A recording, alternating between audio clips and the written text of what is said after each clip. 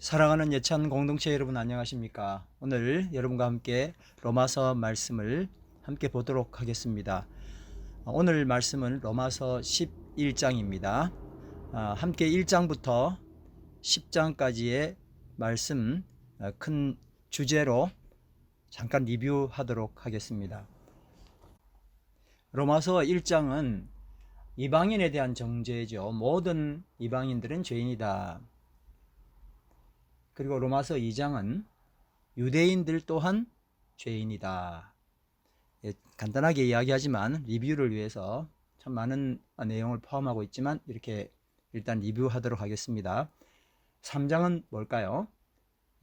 그래서 이방인도 죄인이고 유대인도 죄인인데 3장은 따라서 온 세상은 하나님 앞에 유죄다라는 말씀을 하고 있습니다. 그래서 율법 밖에 있는 하나님의 의가 이제 드디어 드러나게 되는 겁니다. 그리고 율법 밖에 있는 하나님의 의가 뭐냐? 이게 로마서 4장이죠. 믿음으로 말미암는 의라 하는 것입니다.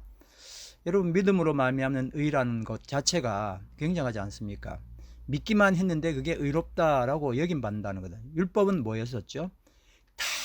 똑같이 전부 다 그걸 이행해야 함에도 불구하고 못하더라 이겁니다. 근데 하나님께서 주신 의는 믿기만 하면 돼. 믿으면 되잖아요. 그러니까 믿은 것으로 모든 게 끝나고 그걸 하나님이 의로 여기셨다 하는 겁니다. 많은 내용을 포함하고 있지만 요약하면 이렇습니다. 그래서 5장은 하나님과 어떻게 하면 우리가 화평을 누릴 수 있느냐, 이게 키포인트죠. 죄는 하나님과 관계가 단절된 거기 때문에 하나님과 그 관계를 회복하는 것, 화평을 어떻게 할 것이냐, 죄 문제를 어떻게 해결받을 것인가 하는 것을 이야기합니다. 그러니까 지금까지 우리가 알았던 죄는 이 세상이 말하는 죄였고, 성경이 말하는, 그리고 원래 죄의 이 세상에 죄가 들어왔던 근본적 이유는 뭐죠? 그게 하나님과의 관계 단절 아닙니까? 그러니까 이 죄 문제를 해결하기 위해서는 하나님과의 관계가 회복돼야 되는데, 그것이 바로 믿음으로 말미암는 의로, 그 의로움으로 사람은 정말 한 게 없잖아요. 하나님이 그렇게 여겨주셨으니까요. 그 의로 하나님과 화평을 누리게 되었다 하는 것, 그게 5장까지의 이야기입니다. 그리고 6장은 그 말을 좀 더 구체적으로 하기 위해서 죄와 은혜의 관계가 뭐냐 하는 것입니다. 죄와 은혜는 어떤 관계가 있느냐. 예를 들면 은혜 아래에 있는 자는 죄의 지배를 받지 않는다 하는 말씀을 나눴었죠. 그리고 7장은 뭐냐. 그러면 그 율법이라는 걸 하나님이 또 주셨었는데 그 율법하고 그리스도는 도대체 어떤 관계냐 하는 것입니다. 그것이 바로 지난번에 우리가 함께 나누었던 것처럼 율법으로부터 해방되는 것, 결혼의 비유를 했었죠. 옛 남편, 이게 율법이라고 보고, 이 관계에서 사람이 낳을 수 있는 태의 열매가 뭡니까? 그게 사망 아니었습니까? 그런데 새 남편, 이게 뭐죠? 예수님과 이제 믿음으로 말미암은 의에 의해서 나타난 이 관계에서 하나님께 대한 열매, 다시 말하면 생명의 열매를 맺게 된다 하는 것입니다. 그리고 8장입니다. 그 8장이 그래서 이제 어떻게 살 거냐, 크리스찬으로서 어떻게 살아나가야 되느냐에 대한 이야기인데, 그게 바로 성령을 따라서 살아간다는 겁니다. 정죄로부터 해방되었기 때문에 성령님께서 역사하심으로 성령 안에서 승리를 한다 하는 말씀을 주신 겁니다. 구원받은 성도들이 이 땅에 육신을 가지고 살아가는 동안은 여전히 죄에 대해서 취약하죠. 그러나 성령님이 말할 수 없는 탄식으로 우리를 위하여 간구하시는 그것 때문에 성령께서 우리의 연약함을 도우시기 때문에 가능하다는 겁니다. 할렐루야, 얼마나 축복인지 모르겠습니다. 그리고 9장입니다. 9장은 유태인이 다른 사람들보다, 이방인들이죠, 보다 더 나은 게 뭐가 있느냐 하는 겁니다. 그런데 그 나음이 오히려 유태인들을 하나님에게서 떠나게 만들었다 하는 겁니다. 그런데 이스라엘이 모두 다 버림받은 것이 아니었어요. 10장에 이제 이런 말씀을 주셨습니다. 열심과 바른 지식에 대한 문제인데, 열심히 율법을 행하고 있지만 사실은 이거는 정확한, 다시 말하면 이 세상이 말하는 요구되는 이야기 말고 하나님께서 원래 이 세상 전체를 이야기하는 것이죠. 원리적으로는 바르지 못한 하나님과의 관계에서 죄가 시작되었기 때문에 그 문제를 이야기합니다. 그 세상적인 열심으로는 전혀 해결되지 않는다. 무슨 열심을 가져야 된다는 걸까요? 그렇죠. 하나님에 대한 정확한 열심.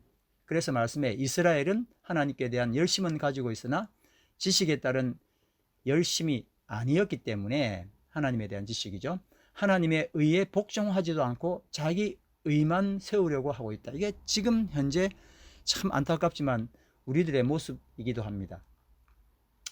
자, 이제 그렇게 해서 10장까지 말씀인데, 오늘 11장은 결국 하나님은 승리하신다 하는 겁니다. 하나님께서 자기 백성을 버리지 아니하시고 유태인들을 다시 접붙이신다. 지난주에 나누었던 말씀과도 연관이 되겠습니다. 이제 11장 말씀 함께 보시도록 하겠습니다. 함께 읽을 성경 말씀은 로마서 11장 33절에서 36절인데요. 제가 읽도록 하겠습니다. 깊도다 하나님의 지혜와 지식의 풍부함이여, 그의 판단은 헤아리지 못할 것이며 그의 길은 찾지 못할 것이로다. 누가 주의 마음을 알았느냐? 누가 그의 모사가 되었느냐? 누가 먼저 무엇을 드렸기에 주님의 답례를 바라겠는가? 이는 만물이 주에게서 나오고 주로 말미암고 주에게로 돌아갑니다. 그에게 영광이 세세에 있을지어다. 아멘. 여러분, 정말 놀라운 말씀 아닙니까? 이 세상 사람들이 하나님 율법도 다 지켜야지, 믿는다고 다 되나? 그런 이야기를 사람이 한 건 아니거든요. 분명히 예수께서 말씀을 통하여 우리에게 주셨는데, 그걸 가지고 이제 사람의 생각으로 따지는 거예요. 하나님 그런 식으로 하면 안 되는데요, 이런다든지. 그래서 사람이 하나님의 지혜와 지식의 풍성함이라고 그랬는데, 이 풍성함이란 말 자체로는 그 표현이 부족하죠. 깊도다 하나님의 지혜와 지식의 풍성함이요, 엄청 크게 이야기해야 될 겁니다. 그의 판단은 헤아리지 못할 것이며 그의 길은 사람은 누구든 찾지 못하는 거예요. 어떻게 그걸 헤아리고 판단하겠습니까? 그리고 사람 중에 누가 우리 하나님의 마음을 알 수 있겠어요? 그 속에 들어가 봅니까? 누가 그의 카운셀러, 모사가 되어 갈 수 있느냐? 누가 먼저 무엇을 드렸기 때문에 주님의 잡례를 바라겠는가? 그래서 우리는 드리면 하나님 주시는 거로 생각하는데 이것도 아니라는 거예요. 왜? 이는 만물이 주에게서 나오고 주로 말미암고 주께로 돌아가기 때문에 그렇다는 겁니다. 그래서 우리는 그에게 영광이 세세에 있을지로다 찬양할 수밖에 없는 것입니다. 할렐루야. 여러분, 이 세상에서 가장 이타적이며 가장 하나님적이라고 말하는 게 좀 그렇습니다. 하여튼 이타적이고 굉장히 성서적이고 이렇게 해야 될 모임이 있다면 어딜까요? 그게 교회지요. 그런데 오늘날 교회는 과연 그런가 하는 겁니다. 가장 이타적이어야 함에도 불구하고 가장 이기적인 모임이고 가장 하나님 중심의 모임이어야 함에도 교회는 가장 자기 중심의 모임이 되어 버렸습니다. 그 이유가 뭘까? 참 고민됩니다. 사람이 교회를 선택할 때 기준, 사람이 선택하는 기준이 말이 되는지 모르겠습니다. 아무튼 그 기준이 뭘까요? 이 교회가 나에게 맞는가? 이 교회가 나에게 편리한가? 이 교회가 나에게 유익을 줄 수 있는가? 한마디로 말하면 뭘까요? 이 교회가 나의 욕구를 충족할 수 있는가 아닙니까? 그래서 요즘 교회는 우리 교회가 당신의 욕구를 만족시킬 수 있다고 광고하는 거죠. 하나님의 뜻은 계속 밀려나고 하나님을 이용하려는 사람은 교회에 넘쳐납니다. 우리가 이것만 교회에서 사라진다, 이것만이라고 말하는 게 사실 다네요. 정말 이것만 사라진다면 교회는 천국이죠. 그래서 하나님은 실패하셨습니까? 이 질문을 우리는 하는 겁니다. 교회마다 다 그렇다면. 참된 하나님의 교회는 점점 그 숫자가 줄어들고 쇠퇴해 가지요. 이런 의미로 따지면요, 하나님의 뜻을 외치며 하나님의 뜻대로 살라고 외치는 교회는 사람들에게 점점 그 인기를 잃어가지요. 부흥은 고사하고 점점 쇠퇴해 가는 겁니다.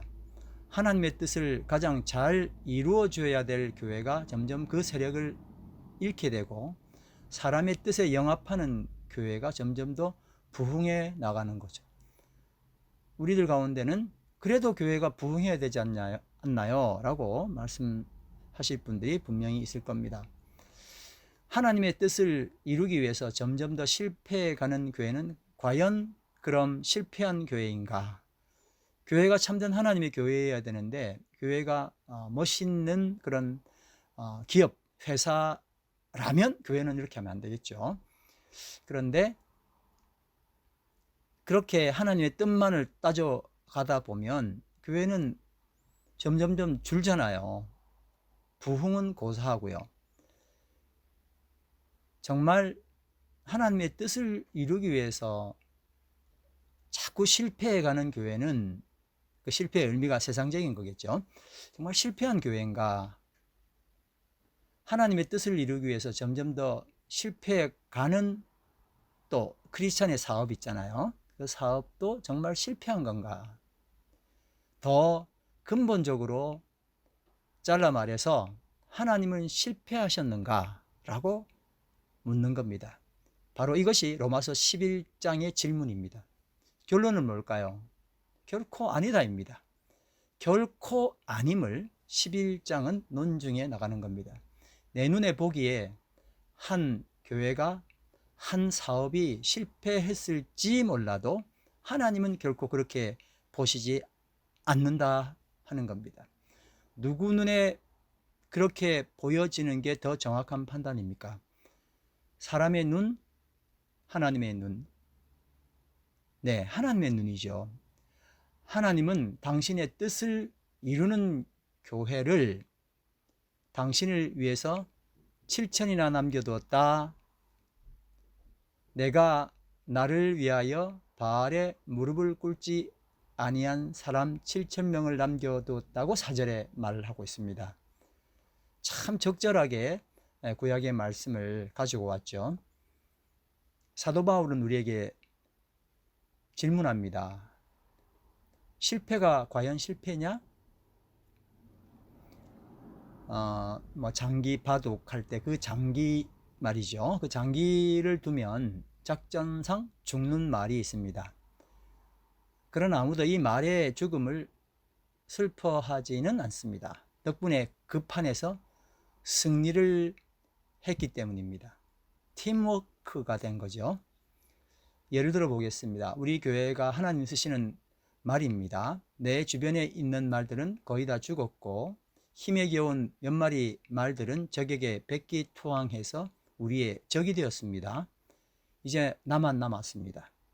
조금 더 있으면 나마저 죽게 생겼습니다. 이제 이 판은 끝났다. 더 이상은 무리다. 그때 이런 음성이 들립니다. 걱정하지 말아라. 이번 판을 위해 7천에 또 다른 말을 준비해 두었다. 하나님 작전에 포함되지 않은 살아있는 말이 되기를 원합니까? 비록 죽더라도 하나님의 작전에 필요한 말이 되기를 원합니까?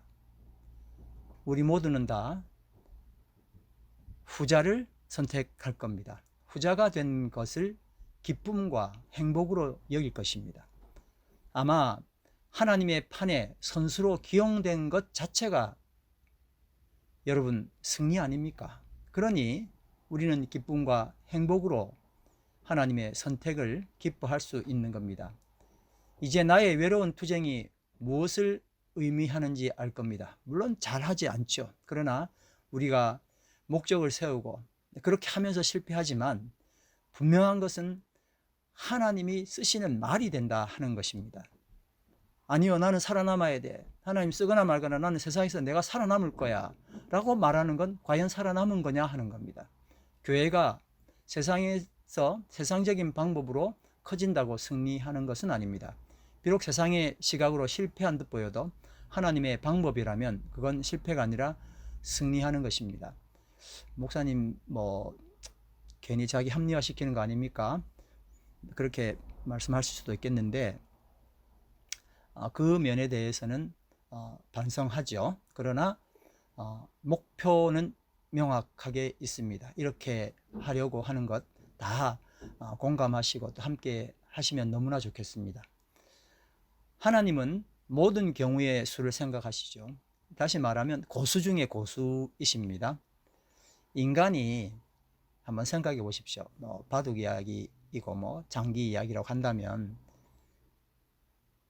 두수 세수 앞만 보아도 알파고하고 사람이 바둑을 두었을 때도 있었는데 그 많은 경우의 수가 그 알파고가 백수를 본다고 한번 생각해 보죠. 근데 하나님은 백수가 아니죠. 백수 앞을 보시는 게 아니라 만수 아니라 백만수 이상을 보시는 거잖아요. 그래야 하나님이시죠. 그렇죠? 그렇기 때문에 우리가 생각하고 있는 하나님의 그 수에 내가 들어가 있는 게 최고지 하나님 떠나서 내가 내 수를 부린다고 그건 말이 안 되는 겁니다. 그냥 처음부터 실수예요. 그리고 처음부터 패배입니다. 우리가 다음 성경절에서 실수, 실패조차도 하나님의 뜻을 이루시는 그 수로 사용된다는 것을 발견할 수 있습니다. 12절 말씀인데요. 그들의 넘어짐이 세상의 풍성함이 되며 그들의 실패가 이방인의 풍성함이 되거늘 하물며 그들의 충만함이리요. 너무 감동적이죠, 여러분. 15절 말씀입니다. 그들이 버림을 받은 결과로 하나님과 세상 사이에 화해가 이루어졌다면 하나님께서 그들을 다시 받아주실 때는 어떻게 되겠는가? 죽었던 사람들에게 생명을 주실 것이 분명하다. 아멘입니다. 그리고 이제 지난주에 말씀으로는 이제 포도나무에 젖붙이는 이야기를 했었는데 로마서에서는 이제 올리브 나무 이야기를 합니다. 지난주에는 이제 포도나무와 연관됐기 때문에 이 예를 가져오려고 그러다가 조금 걸리는 게 있어서 내용상 걸리는 건 없는데요. 올리브와 포도를 또 이렇게 섞기가 곤란해서 일단 가져오지는 않았습니다. 아무튼 원래 야생 올리브 나무 가지였던 여러분이 잘려서 제 나무가 아닌 딴 좋은 올리브 나무에 쉽사리 접붙여졌다면 잘려 나갔던 가지들이 제 올리브 나무에 다시 접붙여지는 것이야 얼마나 더 쉬운 일이겠습니까? 아멘. 일부 24절입니다. 그 다음에 일부 이스라엘 사람들이 지금은 완고하지만 모든 이방인들이 하나님께 돌아오는 날에는 그 완고한 마음을 버릴 것이고 따라서 온 이스라엘도 구원받게 되리라는 것입니다. 성서에도 시온에서 해방자가 나와 야곱의 후손으로부터 사악을 제거하리라. 25절 26절 말씀이었고요. 29절 말씀은 하나님의 은사와 부르심에는 후회하심이 없느니라. 할렐루야. 이게 정말 놀라운 말씀이죠.